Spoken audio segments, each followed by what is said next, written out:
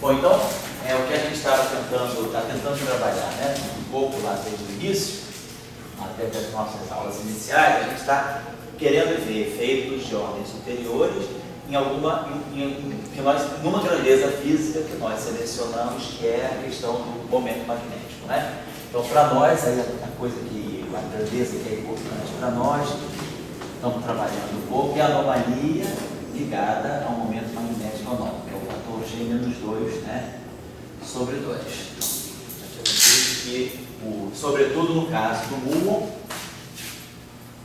o quadro muon, ele pode sofrer efeitos de correções de ordens mais altas, né? Então, as correções de ordem, né, vamos dizer assim, as correções de mais altas ordens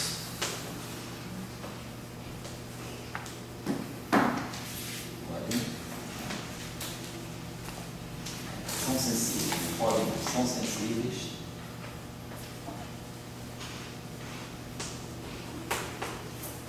a efeitos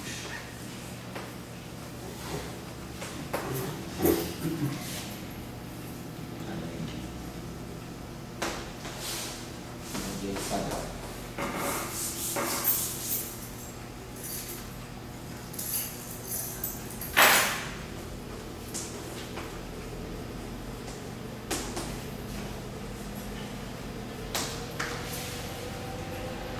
Então, esse é um outro ponto que a gente está correlacionando, porque no estudo, né, da correção ao momento magnético, no fundo, esse A mede a correção ao momento magnético anômalo, né, das partículas carregadas.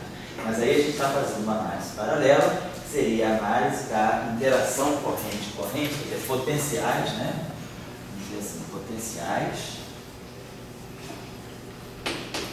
Quando a gente fala de potenciais em teoria quântica de campo, significa que automaticamente a gente já está falando do limite, que é não relativismo. Porque para falar de potencial, eu já estou pensando no limite que faz parte da energia, né? Potenciais dependentes do spin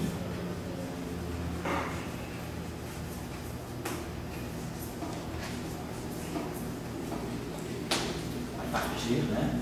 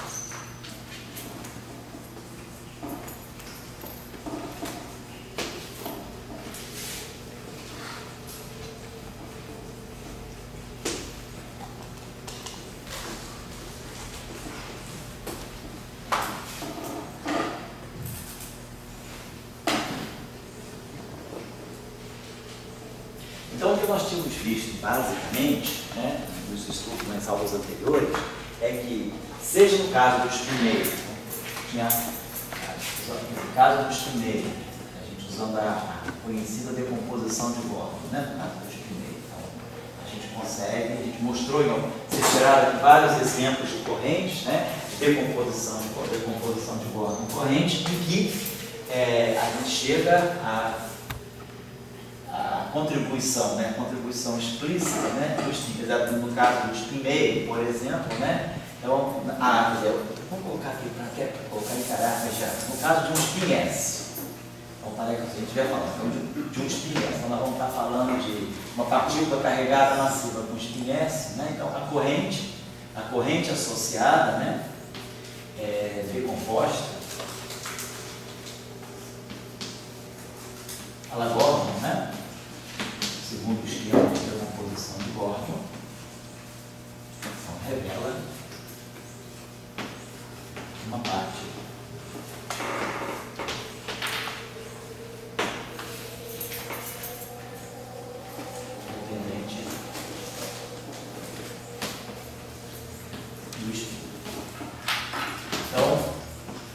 A nossa ideia é sempre essa. A gente tem uma corrente, vamos especificar melhor. Então, tem aqui uma corrente. E essa corrente interage, trocando, absorvendo algum tipo de partícula que é quantizada. Então, está a partícula quântica representada pelo propagador. A corrente interage, então, uma parte dessa corrente, essa corrente aqui vai se decompor. Eu vou ter aqui, então, nesse vértice, né, nós vamos ter uma interação que é dependente do spin. Então,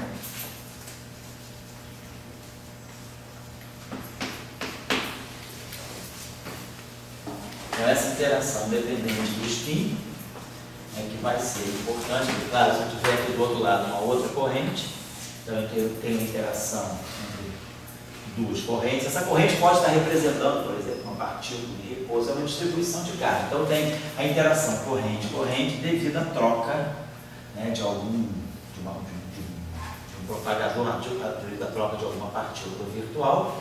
E nessa interação, então, dessa interação, que aqui a gente vai ter uma interação, um acoplamento, até melhor que nada, um acoplamento, né, dependente do spin. Então, o acoplamento dependente do spin, que está presente aqui nos vértices, vai gerar a partir daqui um potencial que vai ser dependente do spin.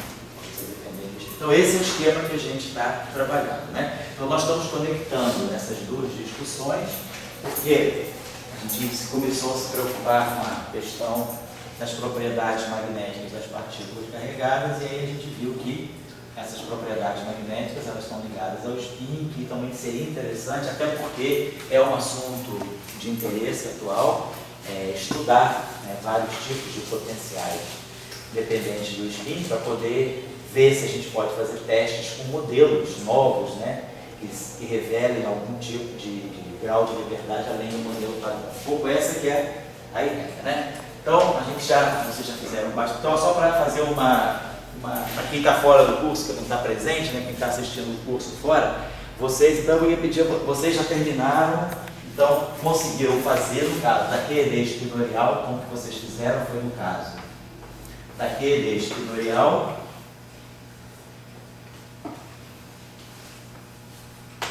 calcularam, né? Então, a contribuição puramente de QED, foi isso? Foi. Tudo só QED, não colocaram aqui nenhum dado zero, nenhum Z0, então, puramente QED, a contribuição puramente da QED a um loop, quer dizer, que no fundo é o cálculo do Schwinn, né? Tiraram a correção, então, esse gráfico vocês fizeram. Então, vocês tiraram G-2 sobre 2 a partir desse gráfico da QED espinorial. E agora, o está pronto. Então, quando vocês tiverem terminado, né, se vocês quiserem digitar, a gente pode colocar na página aí com o PDF anexado, quem quiser pegar, é bom ter, quem está de fora, para poder seguir os cálculos que vocês fizerem. Já mandei. Não, para vocês aí, né? Agora, se vocês puderem digitar, para colocar na página, né, do projeto lá, para quem quiser ter acesso, ver os cálculos feitos, não precisa ser todos os detalhes, mas indicar o que vocês fizeram. Então, agora, se eu entendi bem, vocês estão trabalhando no spin 1. Da decomposição de bordo do spin. Então, da decomposição de bordo do spin. Né? Então, a que ponto que está? Você já tem alguma coisa para mostrar aí? Na verdade, a gente juntou um monte de pedaços que a gente tinha. Um pedaço que eu tinha feito, um pedaço que o Felipe tinha feito, aí o Léo deu uma ideia legal, só que a gente não conseguiu fazer, acho que de ontem para hoje. Tá certo, entendi. Vocês estão já todos. Tipo, na corrente fechada, o espaço do momento, tá. E aí vendo como ter que abrir os campos tensoriais em termos dos próprios campos W, onde só tem P e P'. Você separar o P e P' e encontrar o momento de transfer. Você pegar a corrente fechada. A gente fechada. O termo matriz spin, QMI, ANI. Falta só mais tarde o operador de spin. Ah, tá. O operador de spin que está faltando. Não, a gente conseguiu o operador de spin. Não, a gente não conseguiu colocar o operador de spin junto com o momento transfer. Com o momento transfer, completamente. Não está o operador de spin com o momento transfer. Como no caso do elétron, né? O Q e o sigma, né? Então tá certo. Tá, isso aí, então, vocês usaram a equação de spin 1 mais livre. Tá certo. Você está acompanhando essa discussão, Luiz? Você está participando, né? Então, agora entra aí você, né, Tiago? Beleza, então só para saber isso. Então, em breve vocês vão estar relatando isso aqui, né? Tá certo. Foi, Léo. Foi. Ontem eu fui conversar com o Simões Sim. e ele me mostrou um negócio legal na tese de doutorado dele, um apêndice, é exatamente um cálculo genérico desse tipo de diagrama. Ah, ser genérico, né? E ele consegue uma expressão para qualquer ordem. Desse, Porque geramos dois. para qualquer, ele consegue entender a ordem Tá. para qualquer diagrama. Para qualquer diagrama, quer dizer, qualquer linha interna que você coloca. Isso, e ele testou com esse e testou com o do W, bilhentrino. Ah, então seria interessante a gente depois ter esse material. Eu tenho ele escaneado, eu posso... Tem ele escaneado? Seria bom trazer pra gente, sem dúvida alguma. Tá bom, a gente vai esperar essa. Bom, então Pedro, você queria fazer aquilo que você gostou? Acho que você fez uma demonstração interessante. O Pedro fez uma demonstração, assim, fez uma ilustração interessante da decomposição, de você olhar a razão giromagnética, G igual a 2. Então, falando de teoria de campo, mecânica quântica relativística, né? A razão giromagnética, G igual a 2, do elétron, sem precisar fazer a decomposição não relativista. Não precisa pegar o limite não relativístico da equação, olhando direto pela decomposição de Born, chegar ao G igual a 2. Então, se você dá uma mostrada que é interessante para quem está assistindo o curso, ver isso. Pode fazer em detalhe aí, deixa eu fazer um aqui.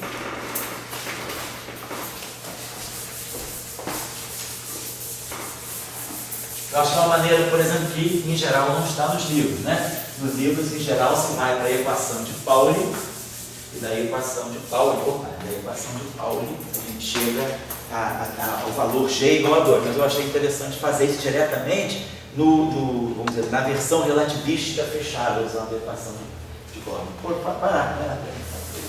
Bom, então só para não carregar muita notação, a gente fez a decomposição de Gordon com a seguinte notação, né? Psi', eu vou notar só o barra, ou seja, qualquer barra já é automaticamente de P'.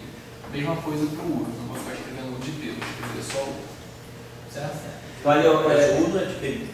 É o de P', né? Então, o barra de P', então significa o barra. Sempre que tiver barrado já é o de P' e o outro de Isso, não acontece na de trocar. Tá certo. Então, beleza. Então, a primeira coisa que a gente tinha era a decomposição de Gordon original. Então, a gente tinha que o barra, vou escrever maior, que o barra, gama mi,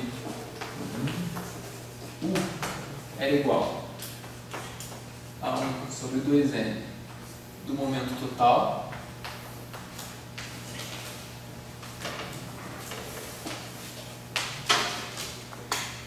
menos 1 sobre 2n do momento transfer, que é, por definição, P' menos P, componente Mi, vezes o barra, gama mini Q. E esse gama mini, só para eu acertar as convenções, esse gama mini é o meio do computador ou tem Mi? Isso, o gama mini, ele foi definido dessa forma, o meio do computador,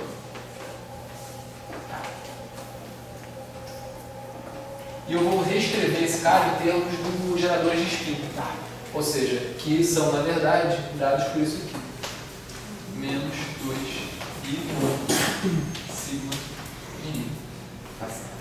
Então, o sigma mini, só para ver, gente, só para eu mesmo me reportar com as conversões. Então, o sigma mini é I sobre 4, comutador de gama mi com gama i, né? Exato, sobre 4, comutador de gama mi. Então, esses são os geradores do grupo de Lorentz na representação exteriorial. Sigma mini são os geradores, tá certo? Isso. I sobre 4, gama mi, gama i. Tá legal, obrigado. Então, o que vai acontecer? Eu não vou me preocupar com esse pedaço aqui, porque esse pedaço aqui só tem essa estrutura de índice, que não vai adiantar nada para a gente, e a gente quer pegar esse termo aqui. Então, toda vez que eu escrever a corrente, eu vou estar me focando só nesse termo. Ou seja, a minha corrente, que é o JI, que é esse termo aqui, se eu introduzir esse cara ali, ele vai me dar simplesmente... Eu não vou me preocupar com esse sinal na frente, porque vai ter um sinal mais ou menos que vai oscilar toda hora, então não é muito difícil pegar, mas enfim. Então isso aqui vai ser I sobre N, U barra, sigma mini, QNI, U. Certo? Bom, mas isso aqui, por si só, não tem grande interesse. O que interessa para a gente é o acoplamento dessa corrente com o campo eletromagnético, com A. Então, o que a gente tem que fazer é multiplicar pela carga, que vai dar a unidade que a gente precisa induzir, vezes a corrente que a gente acabou de calcular e o campo eletromagnético. Lembrando que esse campo carrega o momento transfer, ou seja, a diferença de momento entre um elétron e o outro no diagrama fundamental. Então, o que a gente vai ter, ou seja, por isso que eu não vou ficar reescrevendo tudo, eu só vou me preocupar com esse pedaço, o que a gente vai ter aqui vai ser IE sobre M, o barra, sigma, mini, QNI, AMI, U. Só que acontece que esse fator aqui é exatamente transformado em Fourier da derivada.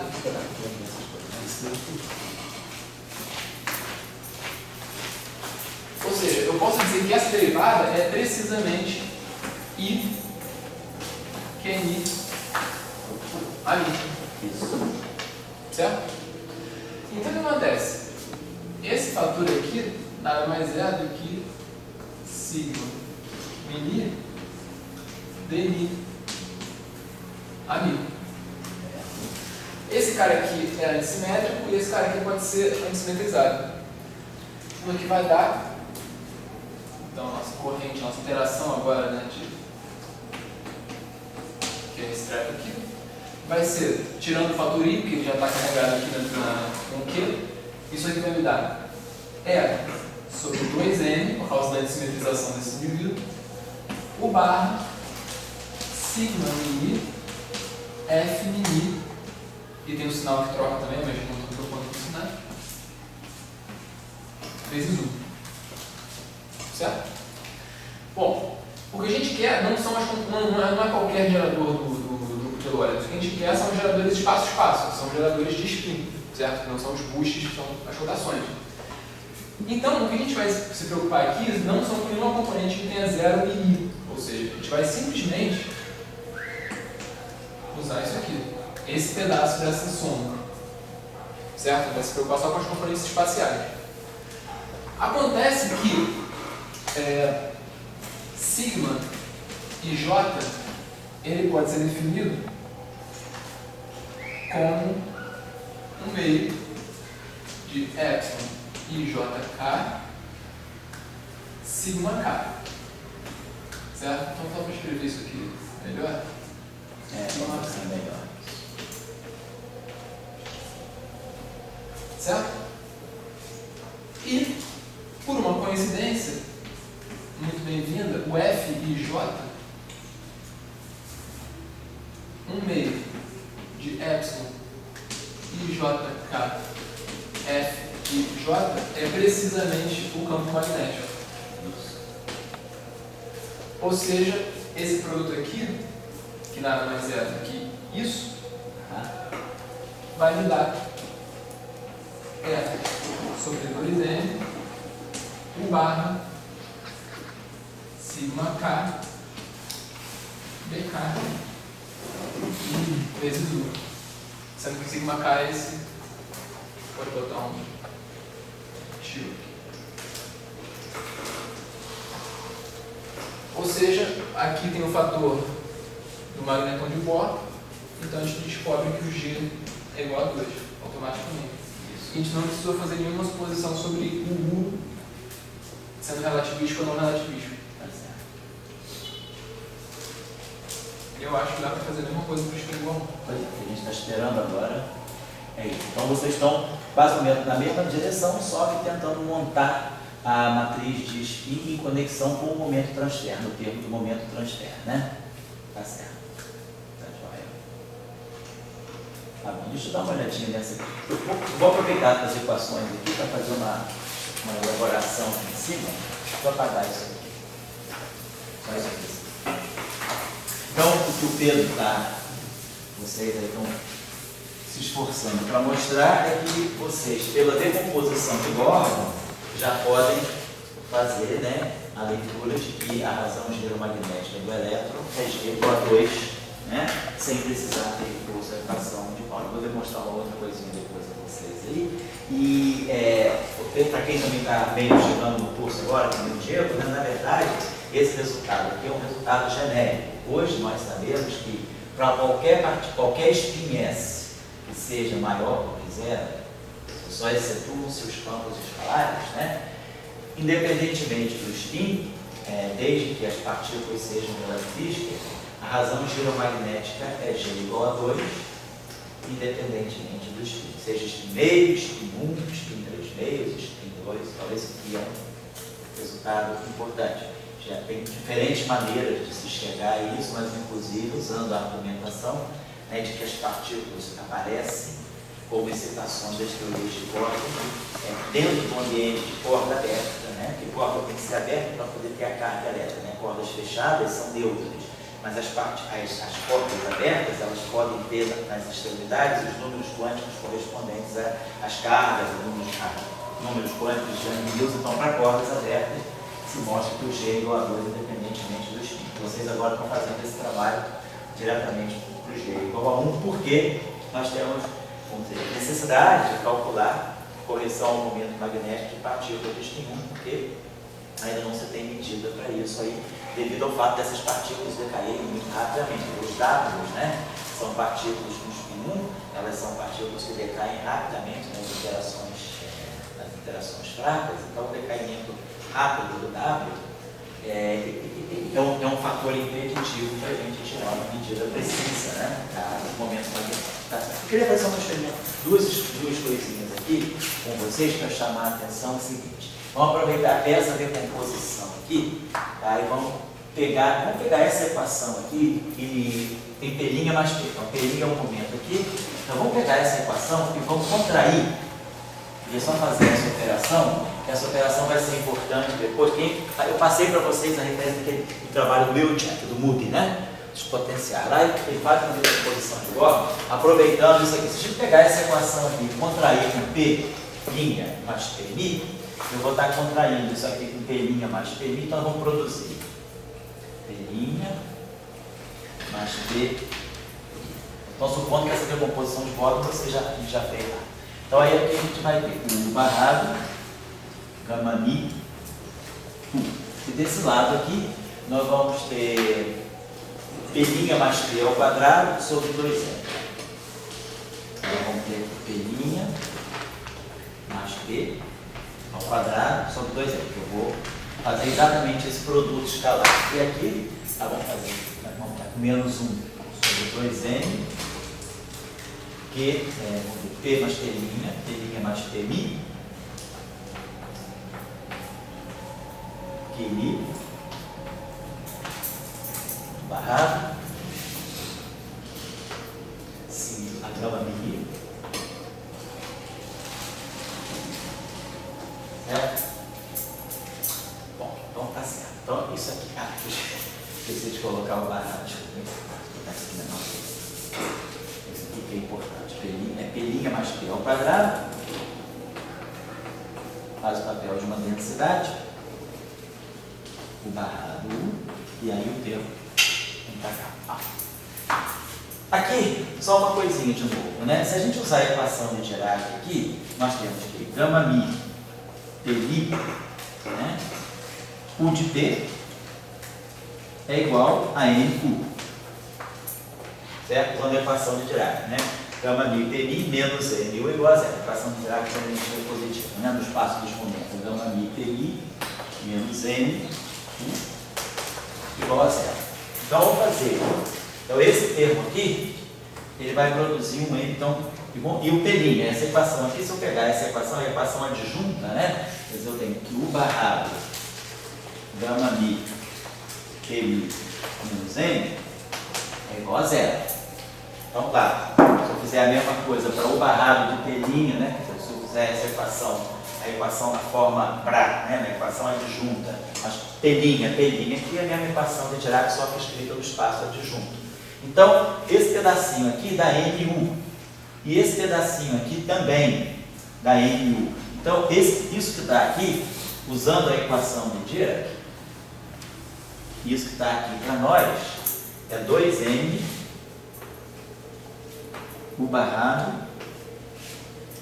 U. Certo?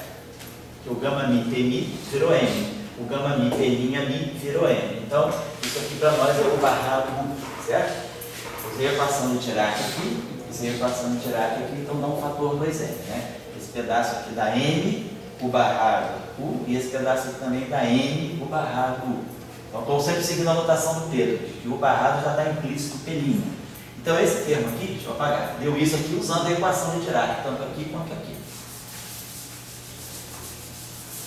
Então eu posso passar o 2n para cá, então nós vamos ter o seguinte, o barrado de pelinha, u de P, pode ser escrito dessa forma, aqui vai dar um 4n2, aqui vai descer um 2n, e aqui vai dar um 4n2, que vai descer um 2n, certo? Então a gente ganha essa relação aqui também, certo? Observe só uma coisa, eu acho. Apagar isso aqui. Então o Pedro já mostrou. Onde que eu quero chegar com isso aí? Eu quero chegar nas níveis.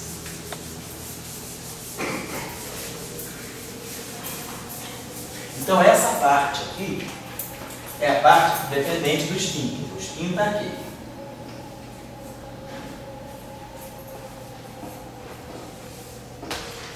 Tá?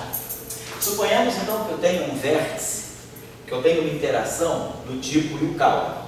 Suponhamos que a nossa, se a gente tiver aqui no lateral chegarmos em termos de interação, padrão de interação, tem, vamos dizer, uma constante de acoplamento escalar. Porque o Pedro mostrou. Pela demonstração dele. Pela demonstração dele, isso, pela demonstração dele. Aqui aparece o sigma Vini, que aparece o gerador no grupo de Lorentz na representação Fermat, o gerador do grupo de Lorentz, então é o sigma, certo? Então, aqui nós suponhamos que ele tem um lagrangiano em termos de interação, vamos chamar de escalar aqui, do tipo Yukawa, um psi barrado, psi, φ. Interação puramente escalar. Não tem gama assim, não é pseudo-escalar. Então, esse cara aqui é escalar.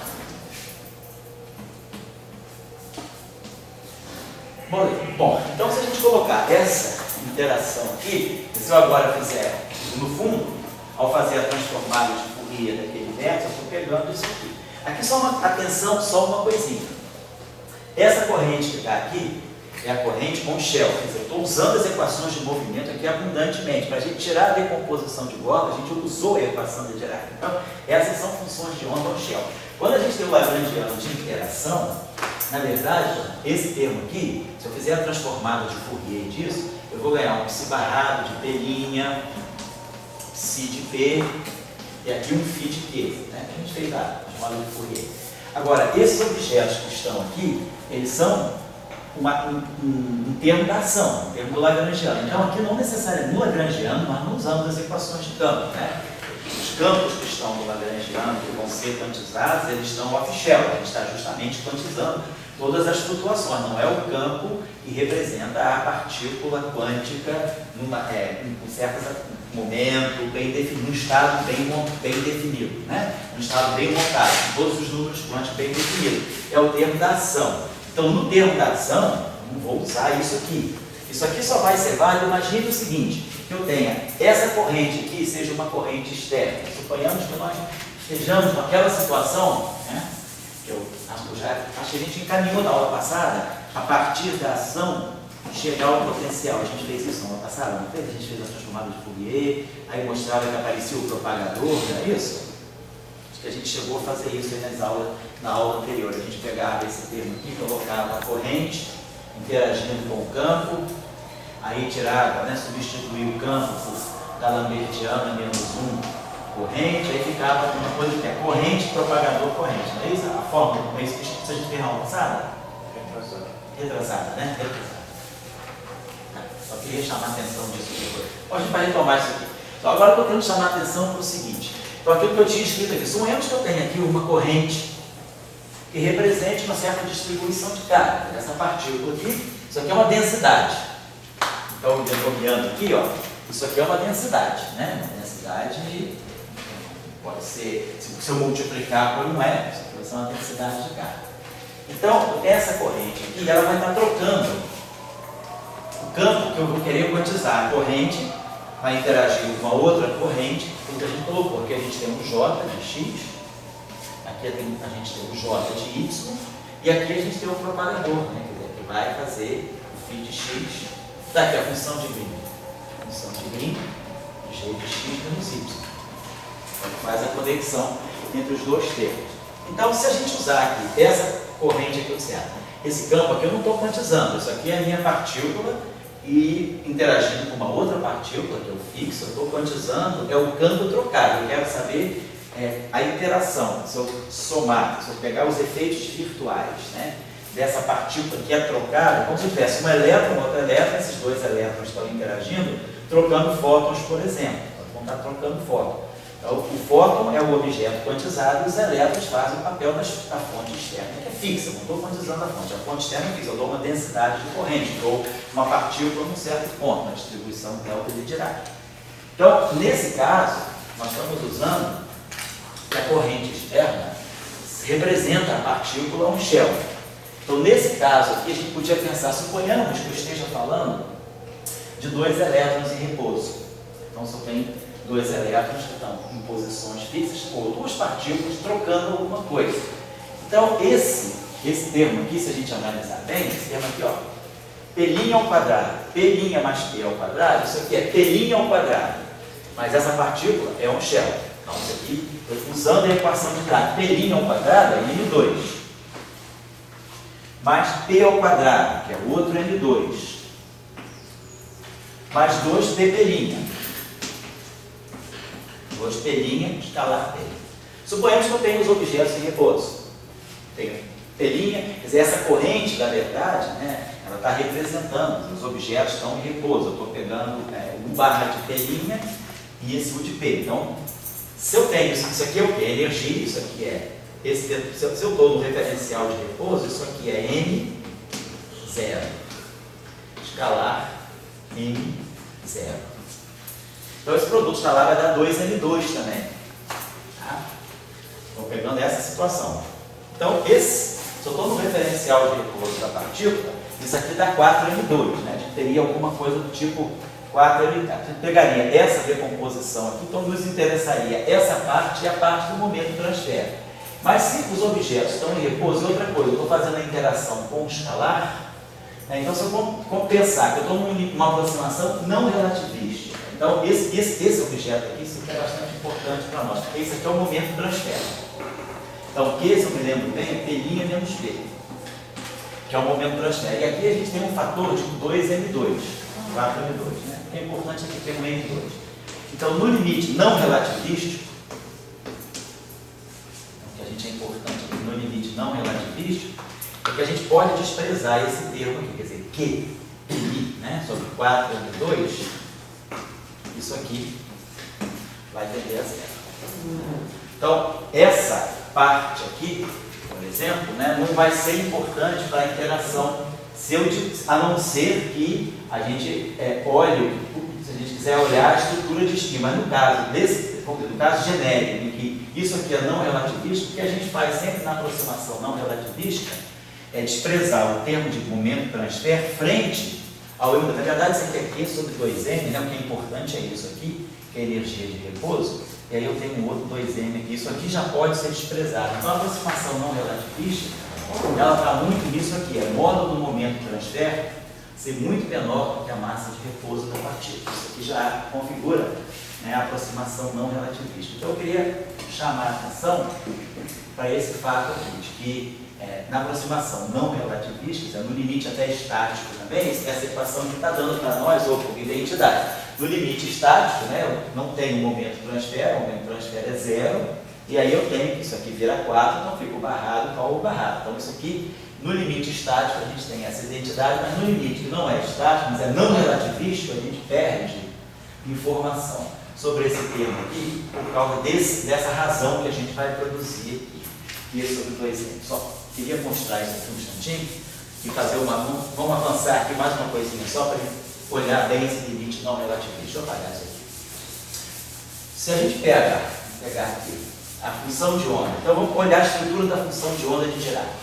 Como é que é o U de P, né, quando a gente pega a solução de energia positiva no referencial de repouso, como é que fica a estrutura da equação de Dirac? Vamos lembrar aqui, né? A equação de Dirac é gama mi peni, né? Então que é gama zero, energia, vou botar assim, né? Menos gama escalar P, menos M, 1, igual a zero. Então está aqui a equação direta. Vamos contar essa matriz 4 por 4 aqui. Gama zero é 1 menos 1. Então eu vou ter aqui E menos M, e aqui vamos ter menos E menos M. Claro, vezes a identidade 2 por 2, vezes a identidade 2 por 2. Esse termo aqui fica completamente na diagonal, esse termo aqui também é na diagonal, porque é a matriz identidade. E a matriz gama, ela é sigma menos sigma. Então a gente vai ter menos sigma P aqui, e sigma P aqui. E aí essa função de onda tem 4 componentes, é a função de onda relativista. Então ela vai ter 4 componentes. Vamos chamar essa componente aqui de si e essa componente aqui de ki. E aquela componente que é relativisticamente não significativa. Então a gente dessas equações aqui, só para lembrar, a gente basicamente tira isso aqui. O ki, usando a equação de baixo, a gente tira aqui isso vezes isso, menos isso vezes isso, é igual a zero. Então para nós o ki sai, a gente já lembra lá, sigma, escalar P, sobre E mais M. Si, que é o espelor superior. Então, a forma, né, a forma do espelor retirado, em geral, esse U aqui, pode escrever dessa maneira, vai ser um espelor de 2 componentes e a parte que é sensível às correções de ordem V sobre C. Sigma escalar P. Então está aqui o spin, quer dizer, isso aqui na verdade isso aqui é helicidade, né? Projeção do spin ao longo da direção do movimento é mais M. Então isso aqui é a estrutura do spin. Então isso aqui é de ordem V sobre C. Isso aqui é, se a gente pegar o limite não relativista, né? P sobre E é V sobre C. Então no limite não relativista, M é aproximadamente E. Então isso aqui fica P sobre 2E, então isso aqui fica V sobre C. Então realmente, à medida que eu vou chegando no limite mais, baixamente, ela é menos e menos relativista, esse termo aqui vai ficando sempre de ordem V sobre C, vai se tornando cada vez menor. Mas vamos guardar essa estrutura aqui. Agora vamos olhar isso aqui. Vamos olhar esses termos aqui. Quem é o barrado? Vamos olhar cada termo aqui, só para a gente guardar um pouquinho isso aí, ter certeza do que está rolando dentro de cada. O barrado e o Dagger, gama zero. Então esse primeiro termo, esse termo aqui, ou esse termo aqui está me dando isso aqui, o barrado. Então o Dagger, a gente vai ter aqui sigma Dagger, si, né? Si Dagger, e aqui nós vamos si Dagger. As matrizes sigma são limitianas, então sigma escalar P sobre E mais M. Gama zero é identidade, zero, menos identidade. E aqui é a matriz. O espelor.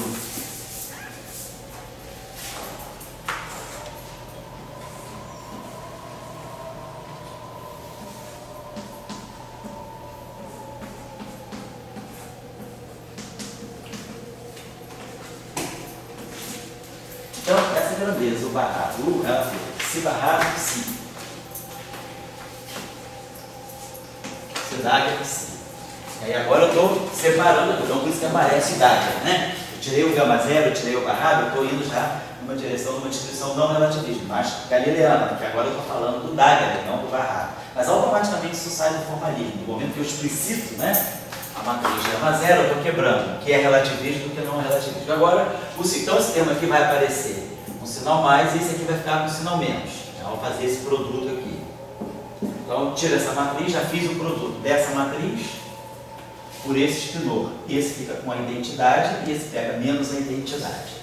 Então, eu tenho produto de 2 num prato por um Dagger, si Dagger, si, e aqui esse termo aqui vai ficar menos si Dagger, sigma escalar P ao quadrado,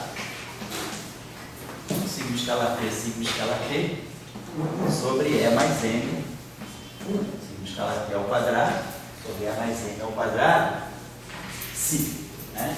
Então, sigma escalar P dá P2. Então, esse termo aqui, na verdade, ele é um termo que é da ordem de P sobre, ele é V sobre C. Então, esse termo aqui é de ordem V sobre C ao quadrado. Tá? E se isso aqui é de ordem V sobre C, isso aqui é basicamente o quadrado disso. Então, esse termo aqui, todo esse termo aqui, ele é de ordem V sobre C em relação ao primeiro. Então, no limite não relativista, quem basicamente contribui, quer dizer, no limite de V sobre C tendendo a zero, a gente está dizendo que isso tudo tende ao Cidaglia C. Certo? Então, basicamente, o que eu estou medindo no barrado no limite não relativístico é só a densidade da componente superior. De fato, o que está acontecendo no limite não relativístico, essa solução, esse espinor aqui de baixo, né, ele começa a ser menos importante, porque esse espinor aqui só é aceso na medida que eu entro para a relatividade. Então, essa é a estrutura do barrado U. Vamos olhar agora aqui a parte de corrente, né? O barrado gama mi, essa parte aqui. Então, se eu pegar o barrado gama mi, se eu pegar o gama mi U, né? Se a gente pegar o gama zero, aqui tem o barrado. Então, se eu pegar a componente gama zero primeiro, então o barrado gama zero é o Dagger. Então, isso aqui é o Dagger. E se eu pegar o Dagger U, vai acontecer a mesma coisa que aconteceu do outro jeito. Eu vou pegar esse Dagger, a parte de baixo Dagger, vezes U. Então, basicamente, isso aqui tende, quando V sobre, em limite de V sobre C pequeno, né? V sobre C é muito menor que 1. Esse cara aqui também vai tender a Cidaglia C. Então, só a parte superior do espinor, quer dizer, que é o espinor fortemente, né? O espinor mais fortemente relativístico, que domina. Vamos pegar agora a parte de baixo. Vou pegar a parte espacial. O barrado, gama, U. A parte espacial. Então, isso aqui vai ficar o Dagger. E aqui, Cidaglia. Sigma.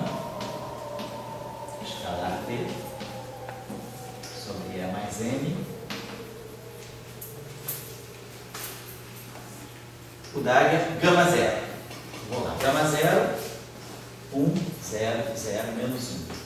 E a matriz gama, 0, sigma, menos sigma, 0. Então, isso aqui vai dar para nós 0, sigma, 0. Tá? Essa matriz aqui, quando eu colocar aqui o Dagger, gama 0, gama, está dando essa matriz aqui. Então, isso aqui para nós é 0. Sigma, 0. Isso aqui agora, atuando em psi, e sigma, P, sobre E mais M. Claro, estou fazendo análise dessas correntes social, pegando uma corrente e representando realmente uma partícula física. Então, essa matriz aqui faz esse cara subir, vai produzir aqui, e essa aqui vai descer com esse cara. Então, eu vou produzir um sigma, essa matriz sigma, atuando em sigma, escala P, sobre E mais M, psi, e essa matriz aqui pegou o sigma. Se vocês quiserem, se quiser colocar aqui essa matriz gama aqui, ela está representando aqui o gama I. A gente pode pegar, a gente sabe que o gama I é parte espacial, então eu vou trabalhar com o sigma I aqui e sigma I aqui. Então é só pensar que isso aqui está, estou fazendo para uma componente I. Então aqui eu tenho I, mas aqui eu tenho JJ. Então estou deixando assim de forma compacta, né? A matriz sigma assim. A gente sabe que isso aqui está valendo para cada componente. Esse índice vetorial, você vai valer para cada sigma separadamente. Mas o que a gente começa a ver a partir daqui, então isso aqui saiu agora. Então essa corrente aí, a parte espacial da corrente, que é realmente a densidade da corrente, ela está dando para nós sigma Dagger, sigma, aí aqui nós temos sigma escalar T,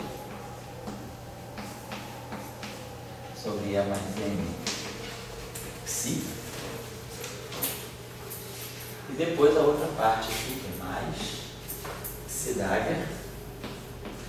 Essas coisas não comutam, né? Que aqui eu tenho sigma escalar T sobre E mais M, e aqui eu tenho sigma psi. Certo? Então, basicamente, o que a gente tem aqui, ó, eu tenho sigma I, sigma J, PJ. Sigma J, PJ, sigma I. Eu vou usar, na verdade, o anticomutador do sigma I e do sigma J. O anticomutador do sigma I e do sigma J é duas vezes, né? É duas vezes. Eu vou pegando sigma I e sigma, na verdade, eu estou usando isso. Sigma I, sigma J, PJ, né? Imagina que é um PJ, mais sigma J, sigma I. Então, isso aqui é duas vezes delta IJ. Se eles são diferentes, anticomutam, dá zero. Se eles são iguais, dá duas vezes a identidade. Então, esse termo aqui, sigma I, sigma J, vai desaparecer o sigma, né? Então, a gente vai ficar com isso aqui. Na verdade, quando eu fizer isso aqui com uma componente, vai sobrar exatamente a componente do momento. Então, esse termo aqui vai dar basicamente um fator 2T. Posso até colocar assim. Se dá psi T sobre E mais M. Ainda não usei, estou usando porque eu estou no limite francamente. Então, esse aqui é o meu J.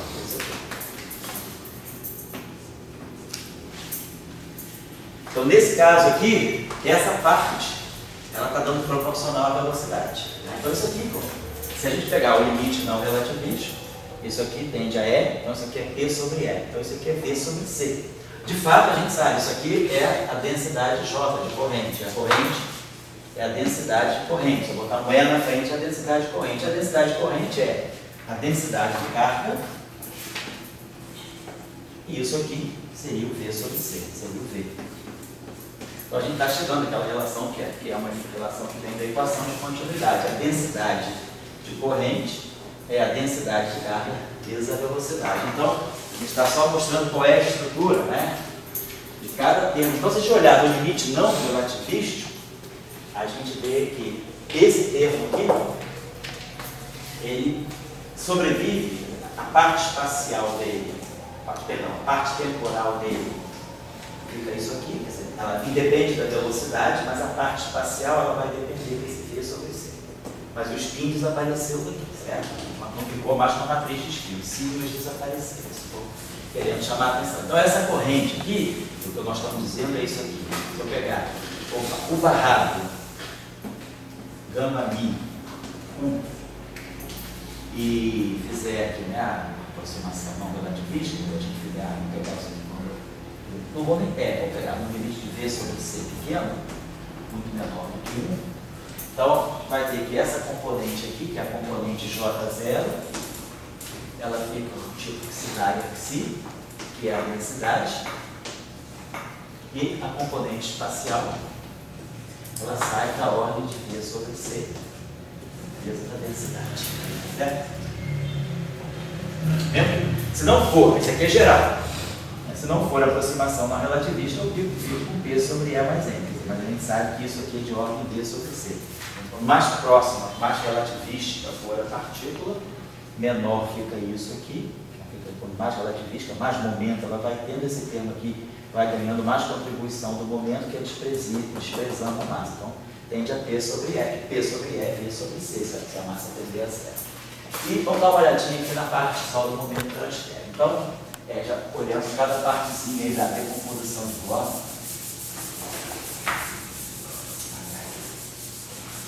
Porque na hora da interação, a gente vai pegar o limite não relativístico, a gente também vai ter que ter ideia de que componente vai sobreviver. Vamos pegar agora essa componente aqui. O barrado Vamos pegar o que o Pedro fez. Vamos pegar só o setor espacial. Vamos pegar aqui o sigma e J. Tá? Componente IJ. Vamos dizer que a gente pega sigma e J1. E aqui a gente pega o QJ.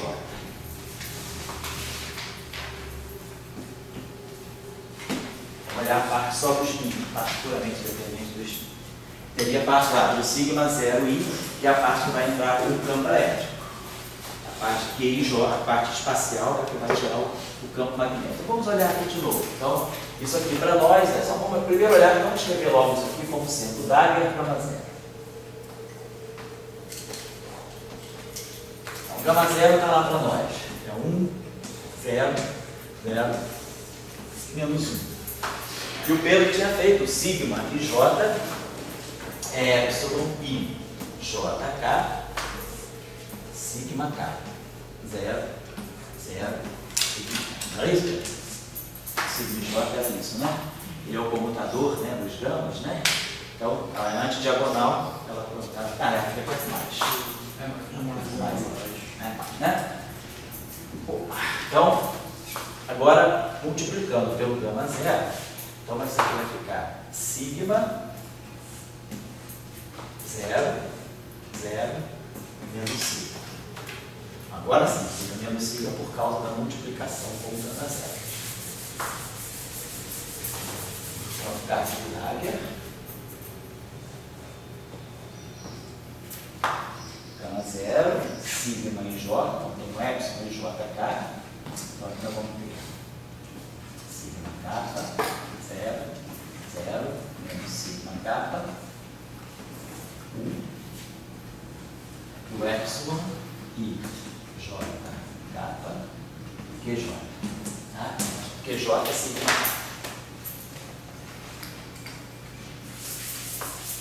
Vamos agora colocar os tributos. Então a gente vai ter Xdagger, então vamos ter Xdagger, P sobre E mais M. Na verdade aqui é um pelinho, né? É um pelinho sobre E mais M, que é essa equação de Dirac que é feita com o espidor barrado de pelinho. E aí aqui nós temos, vamos esquecer isso aqui por enquanto. Sigma K, 0, 0, menos sigma K, e aqui, sigma. E esse aqui sim, sigma escalar P. E a sigma escalar P. Sobre A mais M. Vamos fazer uma correção de uma coisinha que a gente fez ali atrás. Então tá, então esse sigma K vai entrar aqui. E esse menos sigma K vai entrar. Então a gente tem a primeira parte lá, ó. Sigma Dagger. Sigma K. Si. No fundo isso aqui é a densidade de spin. Sigma é o spin, basicamente, né? O spin é H cortado sobre 2 sigma. Então, esse sigma menos o fator 2 sobre H cortado é o spin. E esse pedaço aqui é o pedaço eminentemente não relativístico.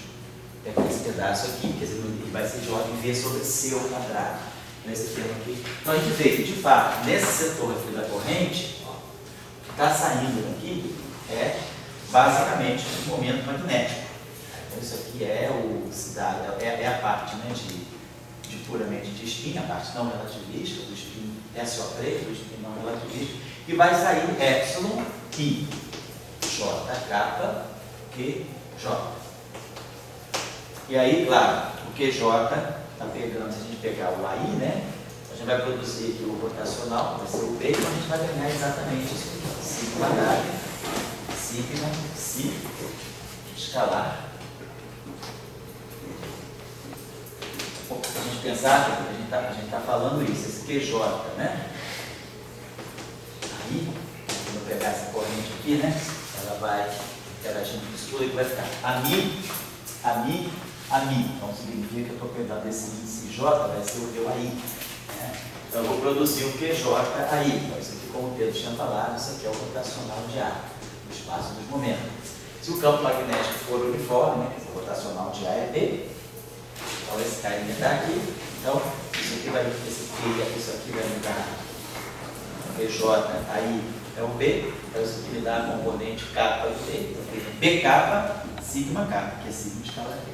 Então isso aqui me dá realmente, né, a interação distinta. E no caso não relativista, o que sobra é esse pedaço aqui. Esse pedaço aqui é importante no caso altamente relativista. Mas no caso relativista, não tem sentido a gente falar do potencial. A gente só quer pegar o potencial na aproximação baixamente relativista. O potencial em teoria de campo, ele é sempre um limite onde eu abro mão da noção de campo, né, e passo a representar a partícula. A interação da partícula deixa de ser uma interação entre campos e passa a ser uma interação tipo potencial. Porque a gente está fazendo isso. Quando eu coloco essa corrente aqui e essa corrente aqui e vou tirar um potencial, significa que eu estou dando a essa corrente aqui o status de partícula e a ação desse objeto que está sendo trocado aqui vai aparecer sob a forma de um potencial.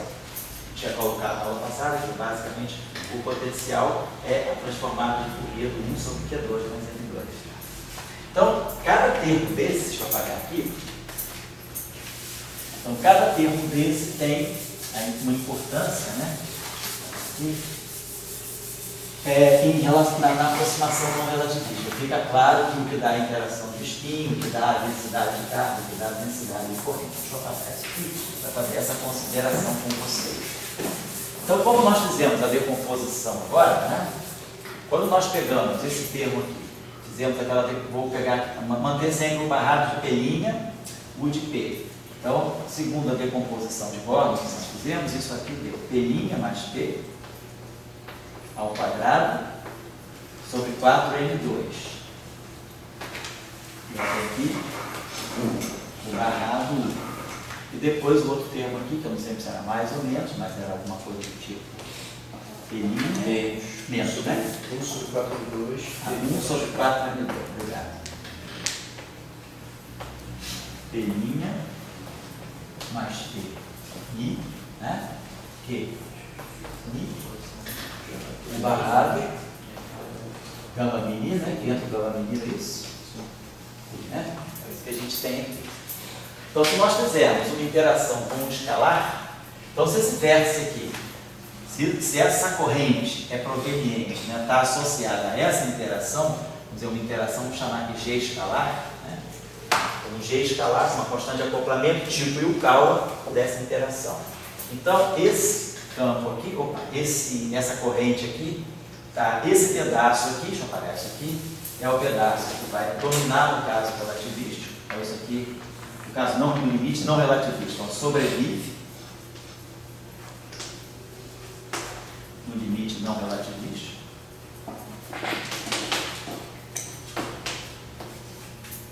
E esse cara aqui, no limite V sobre C, ele tende a zero. Vou colocar assim, ele desaparece, né? Quando V sobre C é menor do que 1, por causa desse valor muito pequeno de Q sobre N. O momento de transfer é muito pequeno. Claro, no limite não relativista, esses momentos também são baixos frente à massa de repouso, como no limite baixamente relativista. Então, na verdade, isso aqui adquire um fator que pode ser da ordem de V sobre C ao quadrado. Então, na interação escalar, isso aqui faz o papel da densidade, né? Então, na interação escalar, quer dizer, quando eu trocar essa corrente escalar, deixa eu colocar aqui,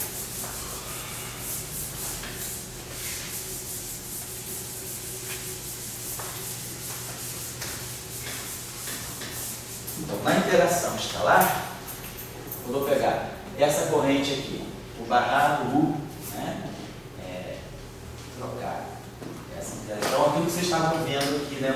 Vamos colocar o seguinte: isso aqui significa, né? Estou nessa. Esse vértice aqui, né? Então, esse vértice aqui é aquele vértice lá. Então, desse vértice aqui, só vai sobrar essa densidade. Então, a gente vai ter aqui uma constante de acoplamento G escalar e vamos ter aqui uma constante de acoplamento também de giro escalar. E aqui a gente vai ter o propagador. O propagador é 1 sobre Q2 menos M2. Só que como nós estamos no limite estático, a gente tinha visto na aula passada que no limite estático, isso é equivalente a gente fazer Q0 igual a zero. A gente fica no limite estático, né, pela conservação do momento, fazendo a aproximação de fontes estáticas, Q0 igual a zero. Então o propagador ele vira basicamente isso aqui, Q2 mais M2. E a expressão que nós tínhamos do potencial, né, a derivada era isso aqui. Integra-se o momento transfer, a corrente, então, quer dizer, o que sobrou dessa corrente aqui é o GS, é a constante, vamos dizer, de acoplamento escalar da partícula 1, só constante de acoplamento escalar da partícula 2, tá? Tem duas correntes aqui, eu tenho duas partículas aqui, e o propagador aqui, 1 sobre Q2 mais L2, e aqui exponencial de E menos I, Q escalar, X menos Y. A fonte no ponto X e a fonte no ponto Y. Essa fonte aqui vai estar no ponto X, isso aqui está no ponto Y. Então isso aqui vai dar para nós, no caso de eu trocar então, dos férmions, né? Então se eu tiver uma corrente fermiônica com outra corrente fermiônica trocando bóson escalar, a gente vai ter uma interação que necessariamente, quer dizer, automaticamente, independe do spin. Ela vai ser o produto, basicamente vai ser a constante de acoplamento ao quadrado. E todo mundo já fez esse cálculo pelo nosso curso de elétrica. Isso aqui é o potencial de um cálculo. Isso aqui é o E exponencial de menos M módulo de X menos Y sobre módulo de X menos Y. Chamando esse daí de R, se a gente quiser chamar X menos Y de um vetor R, precisa ficar a distância entre as cargas. É elevado a menos MR sobre R. Então, o potencial que a gente obtém são, então, se partículas fermiônicas, partículas de spin meio, né, no limite não relativista, elas interagem, né, como se eu tivesse uma partícula em repouso no ponto X, uma partícula em repouso no ponto Y, e elas estão não trocando fóton. Se elas estiverem trocando fóton, a situação é diferente, né? Ficaria com o spin entra. Mas se elas estiverem trocando um objeto escalar, então a interação é independente do spin. Os férmions interagem independente, quer dizer, o spin, claro, o escalar não tem spin, mas o férmion tem. Então, a interação entre férmions, quando eles trocam escalares, é uma interação que é independente do spin, isso que eu estou querendo colocar. Tá? Agora, e se o férmion for pseudo-escalar? Será que ele percebe ou não percebe o spin? Se ele é um pseudo-escalar, ele percebe o gama 5. Então, ele percebe alguma coisa que não é a identidade do espaço espinorial. Então, vamos fazer, daqui a pouquinho a gente dá um intervalo, vamos fazer a análise. O que eu estou fazendo com vocês, basicamente, é, de uma forma assim, um pouquinho mais detalhada, algumas coisas, e menos outra. Eu não estou fazendo esses integrais, é isso, não vai fazer. Mas o que eu estou colocando para vocês, basicamente, é o paper do Wilczek, do Moody, que é quando ele vai estudar os potenciais, né, gerados, os diferentes potenciais que são gerados quando os férmions interagem trocando partículas escalares. Então, o que nós vamos querer fazer isso aí, tem pouca coisa feita na literatura, vamos tentar ver depois isso para o spin 1. Não vou colocar aqui, mas eu estou pedindo para vocês estudarem a decomposição de Gordon no caso do spin 1 massivo. Porque no caso do spin meio está aqui, mas o que a gente vai querer saber agora é quando dois bósons W interagem, né, quando explode a corrente do campo vetorial, né, ela vai poder trocar escalar, vai poder trocar pseudo-escalar, vai poder trocar vetor. Então, nós vamos querer ver como é que fica a dependência do spin quando a gente está trabalhando no setor de spin. No setor de spin meio, já está claro o resultado antigo que a gente conhece. Partículas escalares, é o que o Yukawa, né, quando o Yukawa calcula o potencial, né, nuclear entre prótons e nêutrons, entre nucleões, próton, nêutron, o que ele faz lá, né, a partícula está trocando objetos dessa natureza escalar. Então, dava esse potencial aqui. Agora, vamos começar a olhar a estrutura, se se nós temos uma dependência não, se nós temos uma corrente pseudo-escalar. Então, basicamente, isso aqui vocês já fizeram também, vocês já fizeram essa composição de Born, se eu me lembro bem, do gama 5. Se a gente tiver uma interação desse tipo, vamos colocar essa interação com uma constante de acoplamento, vamos chamar assim, PS, pseudo-escalar. Se a interação é pseudo-escalar, então nós teríamos aqui psi barrado, gama 5, psi, e aí o escalar. Tudo no ponto X. Fazer um termo da ação, né? Fazendo transformada de Fourier, então a gente já sabe que vai ter, né? Esse cara aqui vai ficar U barrado de pelinha, cada um deles vai ter uma representação de Fourier. Aqui nós temos o gama 5, aqui nós temos o U de P, e aqui nós vamos ter o Φ de Q.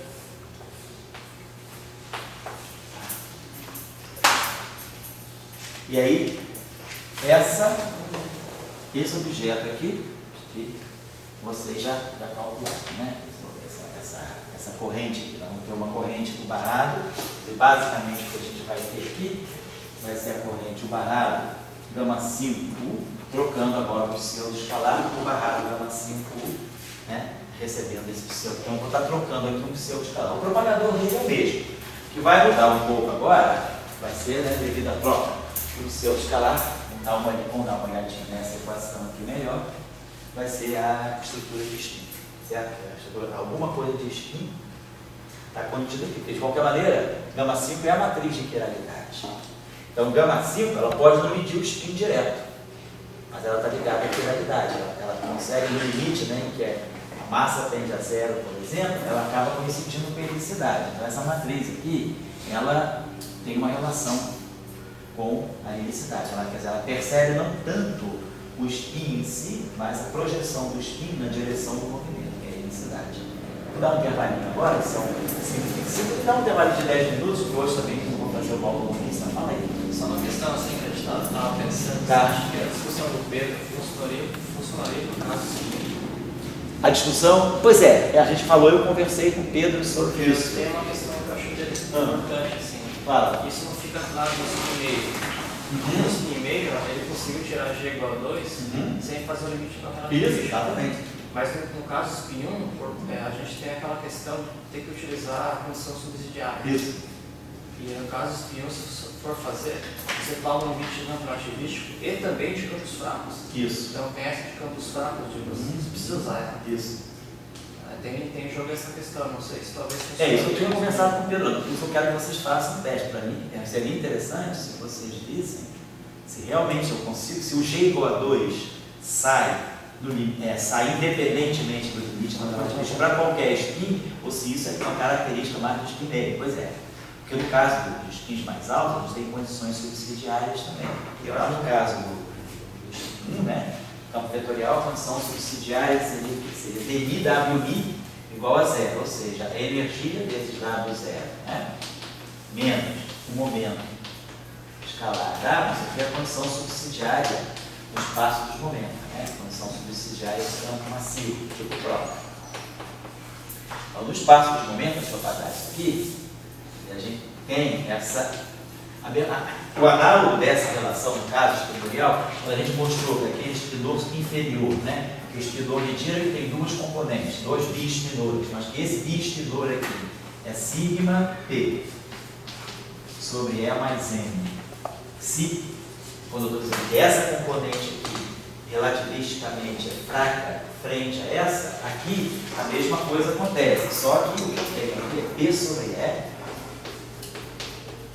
escalar W. Então, no limite relativístico, então, esse E aqui, então, esse P sobre E é da ordem de P sobre C, né? P igual a MC gama, NP gama, e E igual a MC2 gama. Então, P sobre E, o M cancela, fica V sobre C2, gama cancela também. Então, P sobre E, V sobre C2, né? Então, P sobre, então isso aqui é V sobre C. Geralmente a gente chama componente zero W sobre C. Então, isso aqui vai multiplicar por C e vai desaparecer. Geralmente, quando a gente pega W ali, né? W I, que a gente vai ser igual a 1 em geral, sobre W sobre C, tá?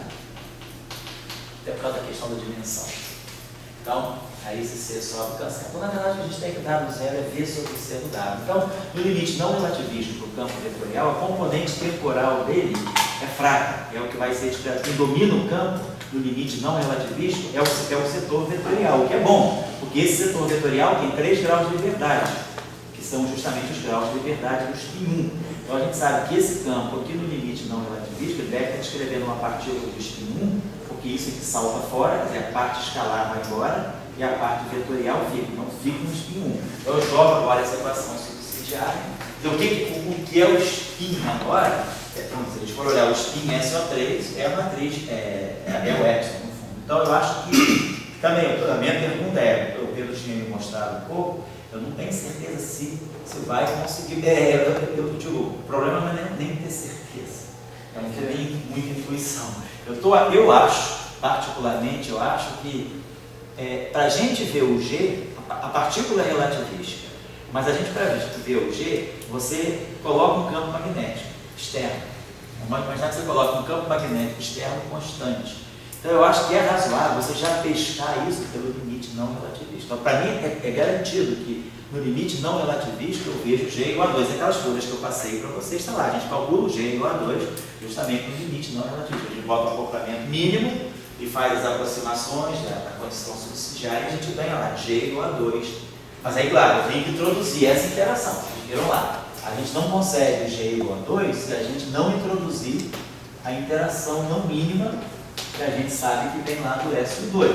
Então, se eu pego o acoplamento eletromagnético mínimo e acrescento esse termo por fora, eu recupero G igual a 2, mas no limite não relativista. Mas aqui na análise que você fez ali foi da equação livre. Isso, equação livre. Para você obter o momento magnético, você tem que fazer acoplar isso. Eu acoplo com o campo externo, exatamente. Aí, quando eu acoplo com o campo externo, claro, eu tenho que colocar a relação, a condição subsidiária muda, exatamente. Mas daí essa condição subsidiária é importante você dizer que Isso. E vezes o vetor potencial sobre M é fraco também. Isso, exatamente, sem dúvida. Perfeito. Isso é a questão só, Pedro. Porque basicamente o que a gente tem aqui, né, quer dizer, a condição subsidiária agora, que é essa aqui, ela fica IE sobre M, né? Quer dizer, a gente tem lá o limite, mais M2, WI, igual a zero. Se a gente agora faz um acoplamento eletromagnético, fica assim. Então, se eu agora chego no DNI, então fica isso aqui, fica 1IE, acho que fica IE sobre M, FI, WI, é isso? Acho que a condição subsidiária é essa, né? Então aqui agora eu vou colocar o campo eletromagnético. Então, o que eu vou tirar daqui, qual é a informação que eu vou tirar daqui? Eu preciso, né, usar esse, quer dizer, preciso também usar uma informação sobre o campo eletromagnético externo. Também ser fraco em relação a. Eu boto um campo eletromagnético baixo frente à massa de repouso do elétron. Você vai dizer que E vezes A vetor sobre Isso. M é menor. É D sobre C, é da ordem de D sobre C. Isso é extremamente importante para Pois é. você obter o G. Para obter o G igual a 2. Pois é, seria interessante, muito interessante, se vocês mostrarem o G igual a 2, independentemente do limite não relativista. Por isso que eu acho que vale a pena. Eu nunca vi isso na literatura, francamente falando. Tá? Então acho que valeria a pena. E a gente vai procurar para ver se tem algum canto aí. Se não tiver, quer dizer, quando vocês forem escrever o trabalho, vocês colocam como apêndice isso aí, né? Um resultado que não é Uma óbvio. outra questão que você acha colocar, você acha que essa relação ela independe da dimensionalidade do espaço-tempo? Qual a relação? De G igual a 2, a gente Sim. fez assim. Eu acho que isso aí não, isso aí eu acho que depende. Porque você vai para 3 tem um Isso. termo. Isso, porque até o spin, né, quer dizer, o spin depende da dimensão, né? Quer dizer, o que é um campo magnético também? O próprio campo magnético depende da dimensão. Se o teu espaço-tempo é tridimensional, 1 mais 2, o campo magnético é um escalar. Então, a estrutura do campo magnético é um escalar e o que é o spin? O spin também passa, o spin deixa de ser um vetor. Se você está num espaço-tempo de 3 dimensões, o teu grupo é SO12, né, que é o grupo de Lorentz, em 3 dimensões, Se você pensa, como é que você olha o spin? Olha o spin, você pega a partícula massiva e vai para o referencial de repouso dela, que é o que a gente faz em 3 dimensões. Então, se a gente já, só para relembrar aqui, quando a gente está no espaço de Minkowski usual, a gente pega uma partícula massiva, vai para o referencial de repouso dela, e aí a gente pode escolher esse momento representativo. O que é o spin? O spin é o grupo que deixa invariante esse momento. Esse objeto aqui é invariante sobre SO3. Se eu fizer uma transformação de SO3, 0 vai 0. Então, isso aqui me dá o spin. Então, o spin ele é SO3, que no fundo é SO2. Então, o spin realmente é um número quântico inteiro ou semi-inteiro, por causa disso. Se eu estou em 2 dimensões, em 3 dimensões espaço-temporais, eu tenho isso aqui. Então, no momento, se eu pego uma partícula massiva e for para o referencial de repouso dela, o momento dela, o referencial de repouso, é isso aqui. E aí eu vou ver o que é o spin, onde é que eu vejo o spin? Eu vejo o spin são as representações do grupo que deixa invariante esse momento representativo. Quem é que deixa invariante 0, 0? Eu estou no plano. E quem é que deixa invariante 0, 0? É o SO2. Mas SO2 é o grupo abeliano. Então, o spin deixa de ser quantizado. Eu não tenho mais. Aqui eu tinha SO2, que era o SO3, ele dava o SO2. Então, o spin é 0, meio, 1. Aqui não, o spin pode ser qualquer. Na verdade, é uma coisa. O spin ganha um caráter abeliano. O spin, na verdade, passa a ser contínuo em umas 2 dimensões espaciais. Agora, o que é um campo com spin contínuo? Isso é uma discussão. Então, quem trabalha, já dei referência para vocês em outros cursos do Feynman, em que você só consegue fazer uma teoria quântica de campos local, causal, se você considerar em 3 dimensões, 1 mais 2, campos que tenham ou spin, ou que tenham o número quântico associado ao 1, ou inteiro ou sem inteiro. E aí tem mais resultados interessantes. Em 3 dimensões muda muito. Qualquer partícula, qualquer campo, um caráter tensorial, bosônico, ele é equivalente a um escalar. Então, tudo isso, então o conceito de... Oi? Fora acoplamentos no mínimo. Fora os acoplamentos especiais que aparecem em 3 dimensões, exatamente. Então, eu acho que essa questão do momento magnético anômalo, né, ela é muito intrínseca das dimensões. Se você vai para 4 dimensões, já que a gente fala tanto em ADS, ADS é 1 mais 4. Vamos dizer, você está no espaço 5 dimensões, ADS 5. Você está no espaço de 5 dimensões. Se você está no espaço de 5 dimensões, então tem um momento, se você pega uma partícula de massa de repouso, uma partícula massiva e vai para o referencial de repouso dela, você tem esse vetor aqui, 4 componentes espaciais. Esse aqui é o 5 momento num espaço de Minkowski 5-dimensional. Estou nem falando de ADS 5, porque aí tem constante cosmológica, né? Estou falando de um espaço, se a gente pegar um espaço 5-dimensional, tipo Minkowski, 1 mais 4. Então, a parte espacial do momento é essa. Então, quem é o grupo que deixa invariante esse vetor? É o subgrupo SO4. SO4 é o subgrupo de SO14. Então, esse subgrupo aqui, de SO14, deixa invariante esse vetor.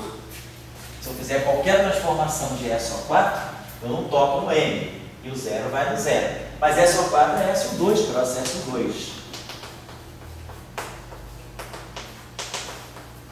Então, para eu descrever o spin em 5 dimensões, eu não vou poder dar só um número quântico meio, 0, ou inteiro ou semi-inteiro. Eu vou precisar dar um S1 e um S2. Então, o que é o spin de uma partícula num espaço-tempo 5-dimensional é um par de dois spins. É como se fossem 2 spins juntos de 4 dimensões, de 1 mais 3, se compõem para dar o que é o spin. E aí a gente vê o que seria então o campo magnético. O que é um campo magnético em 5 dimensões? F, Mi, Mi. É o F e J, que vai de 1 até 4. Mas isso aqui, então, em 3 dimensões, a gente tem uma bela dualidade, F e J. Como isso aqui vai de 1 a 3, isso aqui é antissimétrico, então isso aqui é um FJK vezes um vetor VK. Então, de fato, o setor magnético é representado por um vetor. A gente sabe em 4 dimensões espaço-temporais, 1 mais 3, eu tenho um campo elétrico, que é o F0I, que é um vetor, e tenho vamos dizer, um tensor magnético. Mas quando eu estou com 3 dimensões espaciais, o tensor magnético é equivalente a um vetor. Então, isso nos dá as equações de Maxwell com B vetor. Mas se eu estou em 4 dimensões espaciais, 1 mais 4, né, o meu campo agora é isso aqui. Isso aqui é uma matriz 4x4 antissimétrica. A matriz 4x4 antissimétrica tem 6 componentes, não 3. Então, o meu campo magnético agora seria uma forma matricial. Eu teria que pegar ele antissimétrico, eu teria que pegar essa matriz aqui. Então, eu teria aqui F0, aqui é 0. Aí eu teria aqui F12, F0, F01. Esse aqui é o elétrico, vamos pegar só o setor magnético. É 0. Então eu teria F12, F13, F23, né? F23 aqui.